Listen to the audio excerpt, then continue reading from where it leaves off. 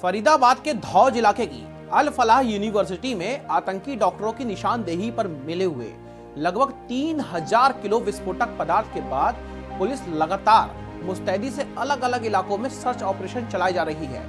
अल फलाह university के उन doctor साहबों की निशानदेही पर 3000 किलो विस्फोटक मिला था, जिसके बाद से पुलिस कोई भी कसर अब नहीं छोड़ना चाहती है। और आज सुबह सुबह थाना दबुआ क्षेत्र में ऐसा सर्च ऑपरेशन चलाया गया जिससे इलाके में हड़कंप मच गया।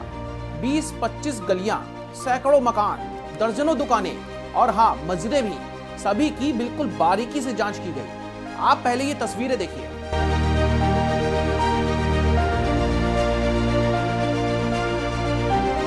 सुबह 5 बजे से थाना इंचार्ज रणधीर सिंह अपने लाव लश्कर के साथ में निकले हुए थे तो त्यागी मार्केट की जामा मस्जिद में, जहां पर रोज हजरतों की दुआएं मांगी जाती हैं, आज वहां पर पुलिस को जांच के दौरान हैरान कर देने वाले 3 कट्टे मिले, जिसमें एक कट्टे में दानेदार सफेद पाउडर था, एक में पॉलिथीन में बारीक सफेद सा पाउडर मिला हुआ था और तीसरे कट्टे में काला दानेदार पदार्थ मिला, जो देखने में लग रहा था जैसे कोई कोयला पीस करके उस पर रख दिया गया हो।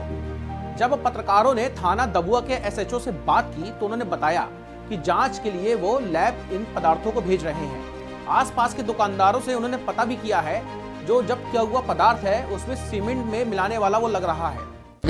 2 सैंड बैग थे, उनके अंदर मैंने जांच करवाई है तो उसके अंदर वो सीमेंटेड कुछ केमिकल वगैरह सीमेंट का है कि दुकानदार है वहीं पड़ोस में, तो उससे जांच की है। बाकी और भी हम जांच का विषय और भी जांच करवाएं। जांच के लिए रखा गया सुरक्षित? बिल्कुल रखा गया। तो अभी तो जांच जो लेबोरेटरी में होगी उसके बाद ही कुछ कहा जा सकता है? हाँ बिल्कुल। बाकी जो नॉर्मल लोकल लोग हैं जो ये काम बेचते हैं, सर बेच रहे हैं, उनसे पूछा है तो वो कह रहे हैं भाई ये जो सीमेंट में यूज होता है।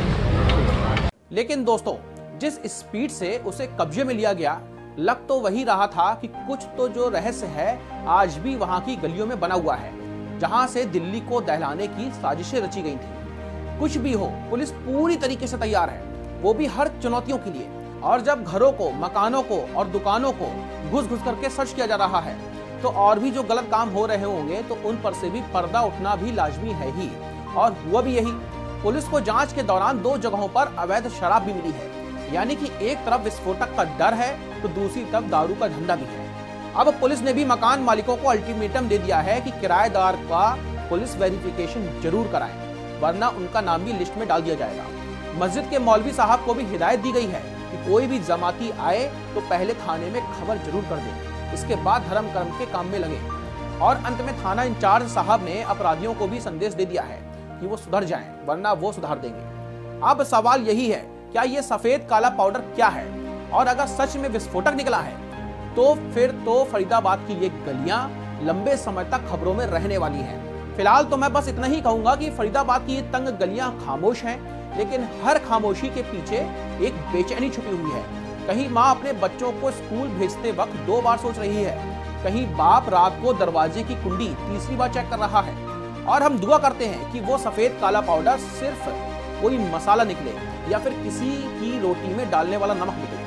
हम दुआ करते हैं कि कल सुबह फिर बच्चे मदरसे में हंसते खेलते हुए जाएं और मस्जिद में सिर्फ सजदा हो, सायरन की आवाज नहीं हो। फरीदाबाद की जनता ने बहुत कुछ देख लिया है, अब थोड़े से सुकून की बारी है।